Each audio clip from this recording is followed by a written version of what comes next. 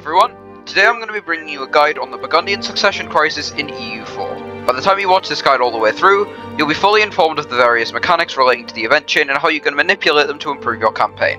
I'm also going to be debunking several myths relating to the Burgundian Succession that are widespread in the community. Before we start, please be aware that there are timestamps in the description so you can skip to various parts of the video. Also, I am going to be using the console to force through various parts of this event, just so that I don't have to play through a whole campaign. However, the mechanics shown in this video will play out the same way in a normal or even Iron Man game. I'm also using all DLCs, but this guide does accommodate for players without all DLCs, and I will make note of when this impacts the game. With all that said, let's jump into the guide.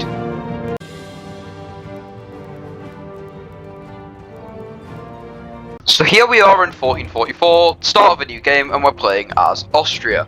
The reason we're playing as Austria is because they start as the HRE Emperor, which is a major factor in the inheritance because they are one of 3 nations that can possibly get it.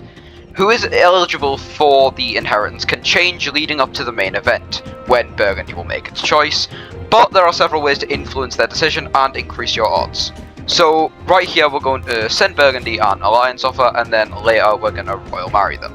Now, there is a long-standing myth in the community that you need to send the royal marriage request to Burgundy to get the inheritance. However, that is actually only partially true.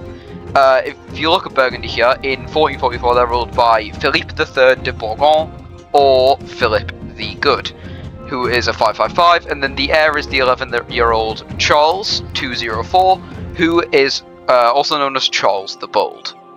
So the inheritance event is directly tied to Charles the Bold. It will trigger when he dies. So you need to initiate the marriage with him for the royal marriage to count when the event fires.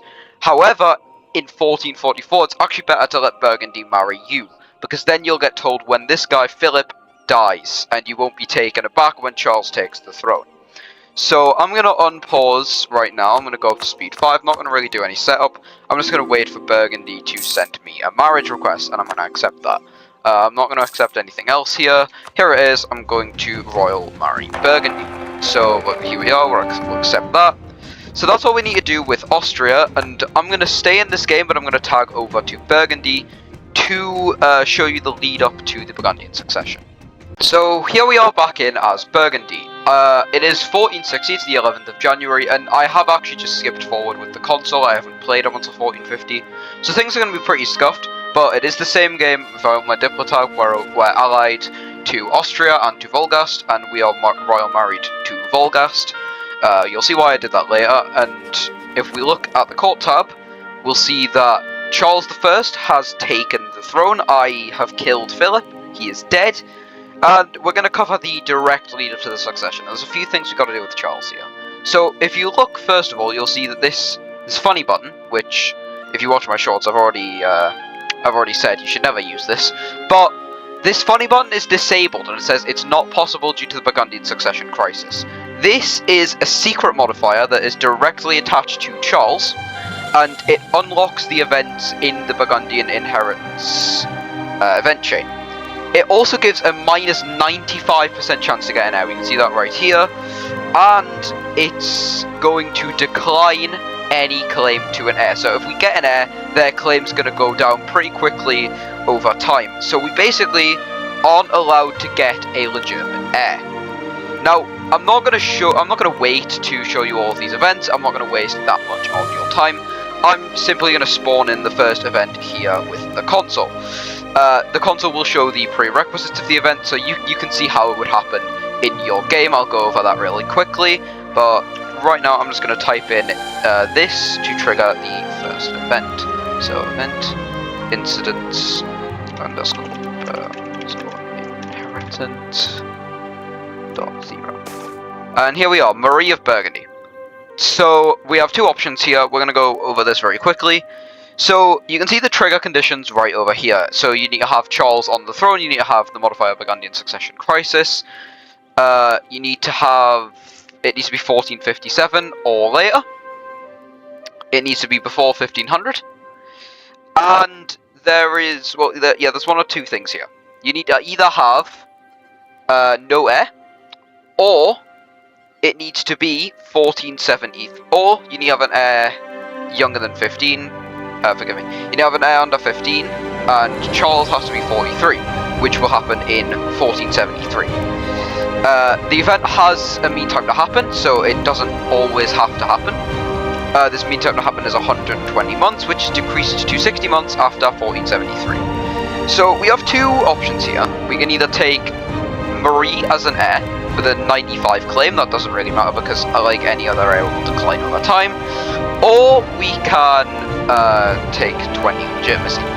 If you take Marie here, then she will not be allowed to be disinherited. The disinherit option will be disabled, and you will be locked into the Burgundian Succession Crisis. Taking Marie will guarantee that the Succession Crisis will happen after Charles is dead. If you do not take Marie, it is possible to trigger it, but it is not guaranteed. And if it does happen, then you will receive Marie on the throne anyway. But you will miss out on 10 legitimacy, I believe, but you just get 20 right now. If you take Marie here, again, she cannot be disinherited. I'm just going to click this event. I'm going to take Marie, just to show you that she cannot in fact be disinherited. It is not possible to disinherit Marie due to historical reasons. Now, if I'm correct, there's actually unique text, interestingly. So, that's kind of cool. She can't be disinherited. So this is the first event in the wider Burgundian Succession event chain. The next one is the big dog, the main event. That's going to happen once Charles dies. So that's the end of part 1 of this video. We're going to move to part 2, which is going to show the main event and who is eligible to receive the Burgundian Inheritance.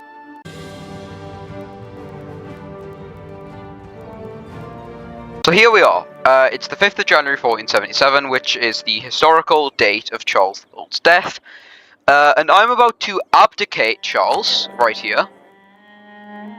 He can't abdicate. Okay, I'll just kill him with the console. I'm about to kill Charles here, and I'm going to trigger the main event of the Burgundian Succession. So, the way that this works is that this event will trigger under a number of conditions. So, after Charles's death, either Marie has to be the heir, which she is. This will not happen if Burgundy is the HRE Emperor. The heir must have a claim of below 40 if it is not Marie. Or, the heir that we have must be under 15. So, one of these conditions is triggered, and we are not the HRE Emperor. Which means that when Charles here dies, or abdicates, the event, the Burgundian Succession Crisis, will fire. So, since I can't abdicate, I will just kill him with the console. And we can ignore everything else that shows up. We have this event. We have the Burgundian Succession, the main event of this chain. And right here we have 4 options. We have come what may, Burgundy will remain Burgundian. This is to stay independent. We can fall under a union with the French. We can fall under a union with the Emperor, which in this case is still Austria. They are an empire. If you go to the HRE, they are the Emperor. Or we can fall under a union with our strongest royal marriage partner, which in this case is our only marriage partner, which is Volgast. So we can choose either independence, Austria, Volgast, or France. The most developed marriage partner will fill this slot. That's how the game determines who is strongest. It is based solely on development. Meaning that if you're strong enough, any nation that can engage in a royal marriage with Burgundy can technically inherit them. Meaning that the succession is technically available to absolutely anyone in the game. So that's pretty important. If Burgundy chooses any PU, then they will inherit all of their subjects that are in the HRE and in the French region. Unless they have Nevers as a subject. Nevers is an exception. They will only inherit Nevers if they choose to integrate with France. Otherwise, Nevers will simply be passed on to France as a vassal. Which is an interesting one. I'm sure there's some historical basis to that. I'm not actually sure. But regardless, I'm now going to quickly go over how the AI Burgundy makes its choice. I will edit some stuff onto the screen, I'm sure, just for a visual demonstration, but I'm going to quickly go over this right now. So, firstly, Burgundy is more likely to choose any of these 3 PU options without any outside factors. They are more likely to choose to be a personal union. And they are, by default, more likely to choose either the Emperor or a strong ally over integrating with France. They have about half of the chance to integrate with France than they do to integrate with an ally or the Emperor. They are more likely to choose independence if their army is close to the size of or is stronger than the Emperor and or France, if they dislike the Emperor and or France, if they rival or are rivaled by the Emperor and or France, so in this case they are rivaled by France, and if they are a great power. Burgundy is more likely to choose the Emperor if they like them by at least 100, which Burgundy does not in this case, even though we have allied them. If they are royal married to them, which in this case they are not because I've messed around, and if they are allied to them, which they currently are, if they are in the HRE, which they are not, and they are less likely to choose the Emperor if they rival or are rivaled by the Emperor, which is not true in this case. They will prefer a strongest ally if their opinion of the Emperor and or France is less than 0, and if they are rivaled by the Emperor and or France. So basically, if either of these are bad options in Burgundy's eyes, they'll choose a strong ally or independence. Finally, with France, they are more likely to pick France if they dislike the Emperor and their opinion is less than 0, so no.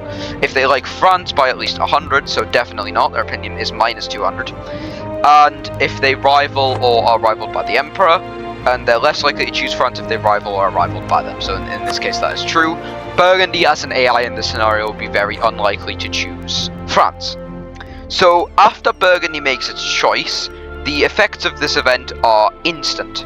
There's a bunch of hidden effects that are kind of indicated by these tooltips, such as this may lead to a war with France, the Emperor may demand the lowlands, yada yada yada. So there's a number of hidden effects, and this will lead into the main bulk of the Burgundian Succession event chain, which we're going to cover in the third part of this video. So I'll be with you in just a second.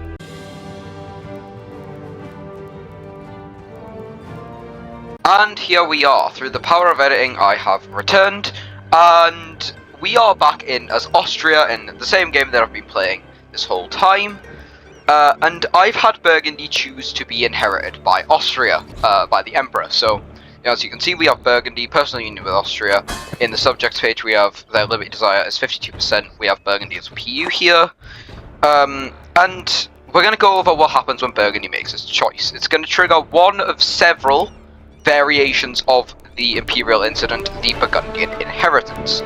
And each of these is going to have several different decisions you can make on what to do about the crisis. Now, this interface, the Imperial Incident, only exists if you have the Emperor DLC. If you do not have the Emperor DLC, these options will instead show up in events that will play out immediately after the Burgundian Inheritance happens, and you will not have the year-long time frame to decide that you do with an Imperial Incident. And you also not have the added mechanics of Imperial Incidents. So, in this section, I'm going to cover every version of the incident, which means if you do not have the Emperor DLC, you should watch it regardless, because I will not be covering the events separately, since they are essentially the same. The last thing is that if you don't have Emperor, Burgundy will be able to declare independence at any time. If you do have Emperor, they will be blocked from doing so until the incident is over. So, let's look at this. This is the first version of the Imperial Incident. This is if Burgundy chose the Emperor. And it has 3 options. So we can either keep our union with Burgundy, this may lead to a war with France. We can make concessions to France, which is going to cede all of these provinces in the French region, and also, I think these 2, which are in the French region as well. They're going to be ceded over to France. And then there is integrate Burgundy into the Empire, which makes us lose the PU over Burgundy, and it basically balkanizes them. So any Burgundian provinces that have releasable nations are going to be released as princes of the HRE, and Burgundy itself will also join the Empire. France will not be able to contest this, but we also don't get Burgundy as a PU, and none of the new nations will be our subject. So if we choose the Union, then it says this may lead to a war with France. France will get an event in which they can either declare war for the Burgundian Succession, which will start a traditional succession war over Burgundy, or they can simply back down, which they will always do if they feel they are too weak to win. So this is a fairly simple chain of events. Now we're going to look at the second variant of this incident, which fires if Burgundy chooses either France or a strong ally. So here we are, we have the second variation of this Imperial Incident, the Burgundian Inheritance. It looks the same, but the options are different. As you can see, in this variation of this save, I have had Burgundy choose to fall into a union with France. If we go for France, they have Burgundy here. Limit desire is 63, actually. And I think Burgundy still very much hates France, but that is not important right now. We're going to look at this Imperial Incident. So, this will also happen if Volgast or any other royal marriage partner inherits Burgundy. It's shared with the France incident. There is no unique Imperial Incident for if France in particular gets it, even though they have their own option for it. Another thing to note is that France will not have an option to contest a royal marriage partner getting the inheritance, but they will gain cause on all of Burgundy, and they may pursue a reconquest war against them. France will gain these cores regardless of what happens during the inheritance. They will gain cores on every province owned by Burgundy that is in the Burgundy region. Now, the options that we have here relate to the fate of the lowlands, which are all part of the HRE. So we can either demand the lowlands independence, which, if this is accepted, we will release all nations in this area from Burgundy, and they will become HRE princes.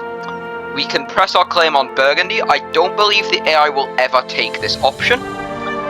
This will start a succession war against the nation who inherit Burgundy. Or we can simply back down, which is going to lose us a lot of prestige and some imperial authority.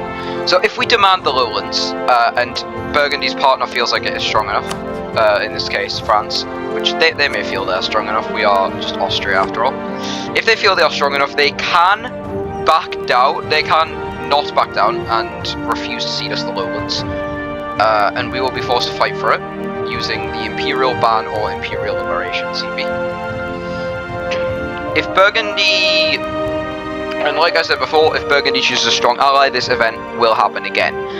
Most likely, unless they choose a great power in this position, they will most likely end up backing down on the lowlands issue.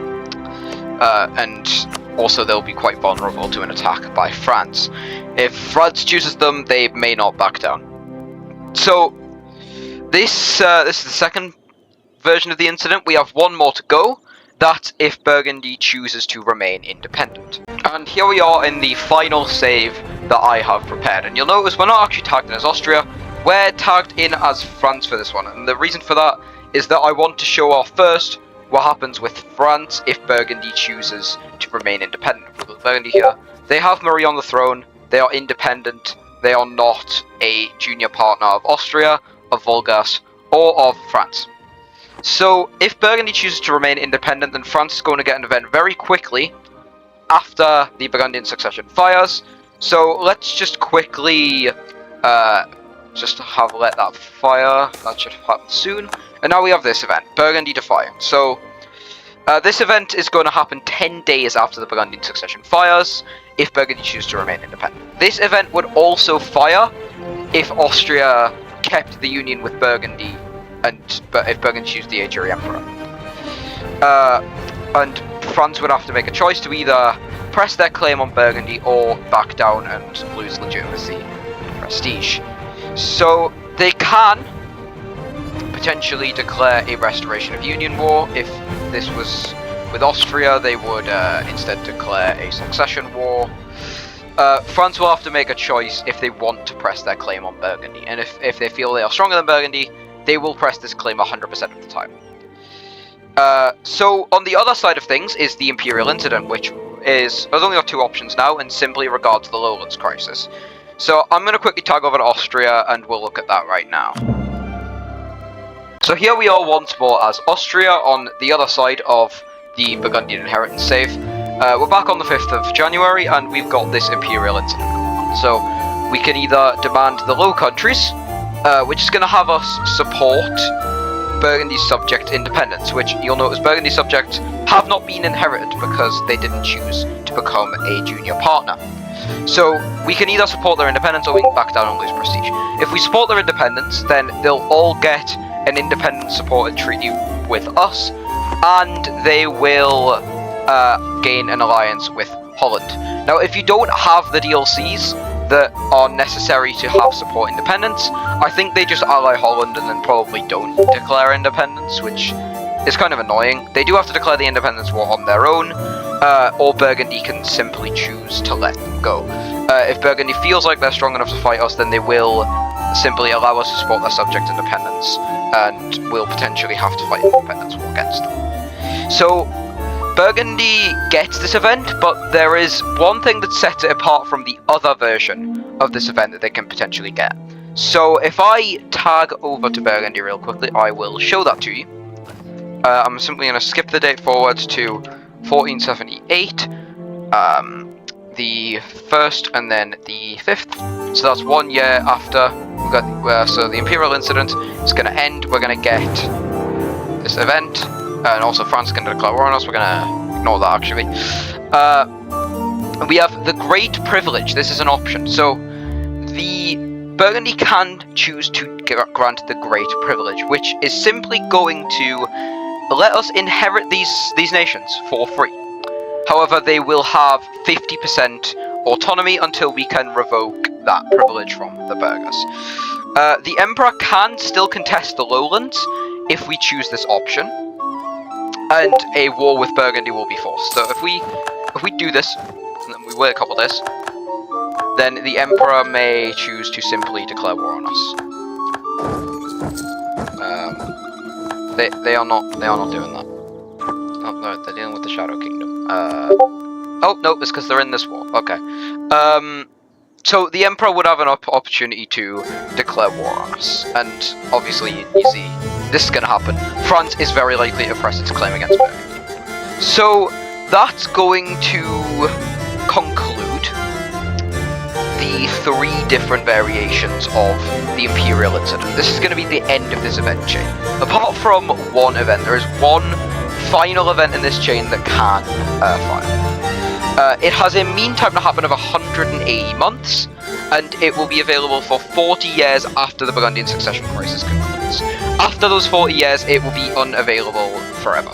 Now, this event is the infamous horse event, or more formally known as the Duchess of Burgundy dies event. I can't show it to you using the console because it kind of bugs out slightly. It'll be very confusing. I don't want to show that on screen to confuse you, but I'll flash an image of it on screen right now. It's very simple. If this event happens to fire, then you will instantly inherit Burgundy. You will simply gain all of their provinces with no cost. So like, let's say I tag over to Austria here.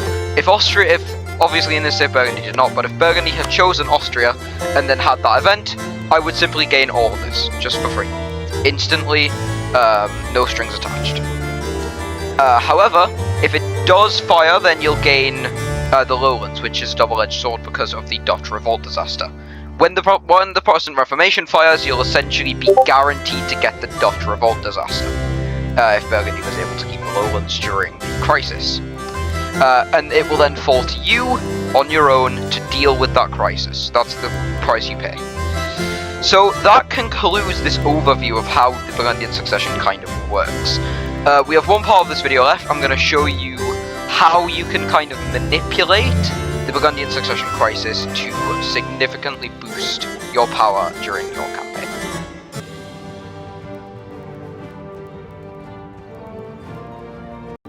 So let's say you're here, sitting on the start screen, Burgundian Succession, you want to know how to manipulate that. It's 1444, start of a new game, you want to know how you can manipulate the Burgundian Succession. to strengthen your campaign, and we're going to go over that right now.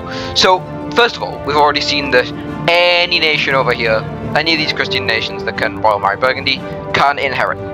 So, the benefits of inheriting Burgundy are that you gain, obviously, a foothold against France, meaning you gain you can potentially weaken one of the strongest nations in the game pretty early on by using Burgundy. If you inherit them using the horse event, then you'll instantly gain all of this highly dev'd land in France and the Low Countries, and you'll gain a foothold in one of the most wealthy trade nodes in the game, which is the English Channel. You'll gain all of this as long as you can deter the wrath of the Holy Roman Emperor.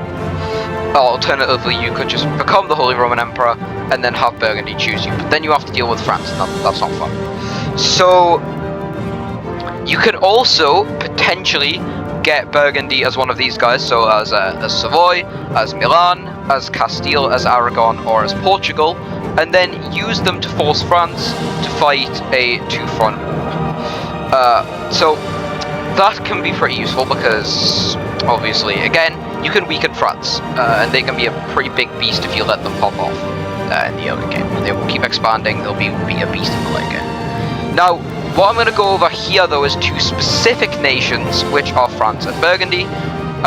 Obviously, Burgundy and then France, who can inherit Burgundy.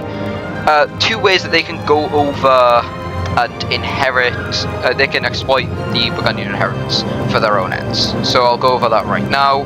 We're going to load in as France.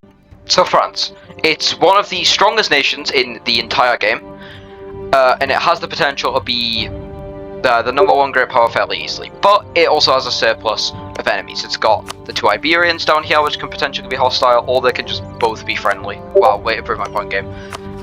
They have Burgundy over here, which can be hostile. They have Austria over here, which can be hostile. They're a historical rival. It has England, with its foothold still on the continent. They have an HRE as a bulwark against their expansion, and they have the very divided Italy to deal with. So France has plenty of enemies, and one of them, potentially Burgundy. However, if you can sway Burgundy into not being your enemy, there is a way to make the succession as smooth as possible for yourself. So, if you have the Domination DLC, the French mission tree should look like this. If you do not, there's nothing I can really do. You just kind of skip this part. So, this is how you're going to manipulate it as France in Domination. You've got this mission here, the Burgundian Succession. All you need to do to unlock it is you need to liberate Normandy. And you need to get some of this, you need to get Calais, or you need to get Burgundy as a subject or an ally. So, there are a number of things that you can do with this mission. If you complete this mission while Burgundy is your ally, when the Succession Crisis rolls around, they will be 10 times more likely to choose you as to be their senior partner. So, say we were able to ally Burgundy here, we cannot, but say we were able to. And then we took this mission. Then, if Burgundy is an ally, it says they will be more likely to side with us. They'll be 10 times more likely to pick us during the Succession Crisis, which essentially guarantees us the Burgundian Succession over Austria or a royal marriage power. So you can essentially guarantee the security of this, this eastern border over here. You can guarantee sovereignty over the lowlands, and you can deny the HRE Emperor a foothold in your home region, so you can focus on uniting France. But, you might be thinking, but what if you've already got the royal marriage and alliance? You can just Alt F4 until Burgundy chooses you, and you'd be right about that. If you're okay with doing that, you could definitely just Alt F4 until Burgundy chooses you. If you're not okay with that, you can consider doing this, but then again, if you get the royal marriage and alliance, they've got a pretty decent chance of just choosing you anyway, so why bother? And you're completely right, but there is a second option you can do with this mission that's going to be even better. If you can hold off on clicking this mission until Burgundy becomes your PU in the Succession Crisis, if you click it, you'll instantly get this event, the Duchess of Burgundy dies. You'll get the horse event automatically, and you can just instantly annex Burgundy, as if it fired naturally. You basically get a button to insta-annex Burgundy whenever you want. which is absolutely absurd. But unfortunately, that is where France's kind of ways of manipulating the Burgundian succession come to an end. There is another nation that can manipulate the Burgundian succession, and it is none other than Burgundy itself. We're going to explore a few ways that Burgundy can navigate the crisis and how it can manipulate it to potentially become one of the strongest nations in Western Europe. So, say that this is the position you're in. You're Burgundy. It's 1444, you've got Philip the Good on the throne. You know that after you've had two monarchs die, this guy and then the heir, you're going to have two of the greatest powers in Europe, as well as one of your allies, your faithful allies that you picked up along the way.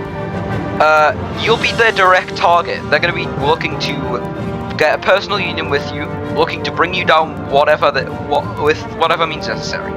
Sounds pretty horrible, but you can use it. So, first of all, you can't disinherit Charles, due to historical reasons. So you can't just avoid the succession crisis by getting rid of him. But there would be no fun. There's no reason for you that you could spend the whole campaign weakening France and building your own power to the point where you can stand up to France and the Emperor, take the Great Privilege, inherit the lowlands, and then become one of the strongest nations in Western Europe that way. Fight your way out of the succession crisis that way. That's a pretty good route on its own. Or you could even take a slightly less reliable route, a slightly worse route if I was to say, wait until England doesn't rival you, and then help England PU France during the 100 Years' War so that they're no longer an obstacle. But that, like I said, that one's a pretty big long shot. England's pretty bad at the 100 Years' War, if I'm being honest. Instead, I propose you turn to Burgundy's mission tree. So, we've got these three missions. We've got English Alliance, which you don't actually have to be allied to England to do this. You can just insult them and you complete this mission. I'm going to do that real quick. I'll send quick. Where is it? Relations actions. Just insult England. And then use my other one to insult France.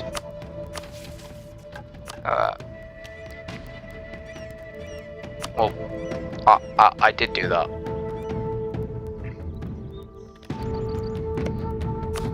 Oh, I need to rival them.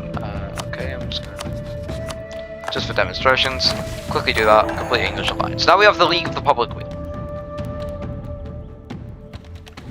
We just gotta improve our relations with France's vassals. I'm just gonna use the console for this.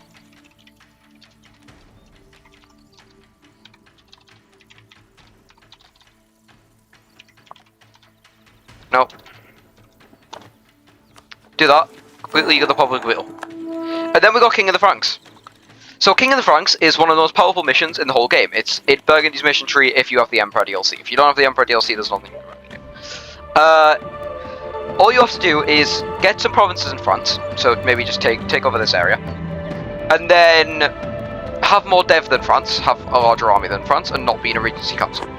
And if we have them at rewards, you'll instantly get all of France's subjects transferred to you. You'll get 5 vassals, which means you'll have 8 subjects. No, 9 subjects. That's assuming France didn't win the 100 Years' War and release Alençon.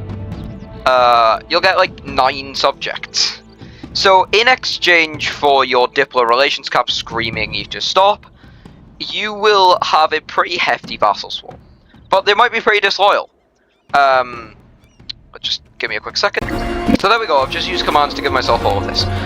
Say you conquer all of this just in your normal game, not using commands. Just say you were able to conquer all of this, which is pretty easy to do in a Burgundy campaign. You're pretty powerful. And you build up your army a bit, you can do King of the Franks. Now, all these guys are your vassals. Obviously they're going to hate you because you have a lot of vassals, and they are stronger compared to you. They're all going to hate you, they're all going to want to get their independence, they're not going to like you very much. But, now you have all these vassals. So, consider this. When you can combine this with the Burgundian Succession, and you can instantly become Giga Burgundy. So, we do not have a truce with France right now. If we did, we would wait until it's about to expire. I'm gonna skip the date forward real quick, just so I can